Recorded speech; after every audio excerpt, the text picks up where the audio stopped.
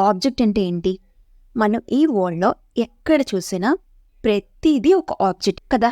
So, ఆ particular object యొక్క స్టేట్‌ని, బిహేవియర్‌ని మనం డిఫరెన్షియేట్ చేయగలిస్తే మీకు ఆబ్జెక్ట్ డెఫినిషన్ వచ్చేసినట్టే. సో, ఇప్పుడిక్కడ ఒక ఎగ్జాంపుల్ చూడండి. ఇక్కడ నేనొక మ్యూజిక్ ప్లేయర్ తీసుకున్నాను. ఓకేనా? ఈ మ్యూజిక్ ప్లేయర్ యొక్క స్టేట్ ఏమవుతది? దాని యొక్క colour, maybe brand, height, weight ఇవన్నీ కూడా దాని యొక్క స్టేట్స్. అది దాని బిహేవియర్ అంటే ఏంటి? అది ఏం చేయగలదు అనేది దాని బిహేవియర్ కదా! సో, మేబీ ప్లే, పాజ్ అవన్నీ చేస్తాం కదా! సో, దాన్ని మనం బిహేవియర్ అని అంటాం. మీకు ఇంకా క్లియర్‌గా చెప్పాలంటే ఒక ఆబ్జెక్ట్ యొక్క ప్రాపర్టీస్‌ని మనం స్టేట్ అని అంటాం. అది ఏమైతే యాక్షన్ చేయగలదో దాన్నే మనం బిహేవియర్ అని అంటాం.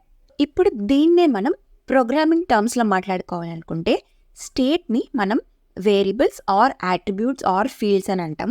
అదే బిహేవియర్‌ని మనం మెథడ్స్ అని అంటాం.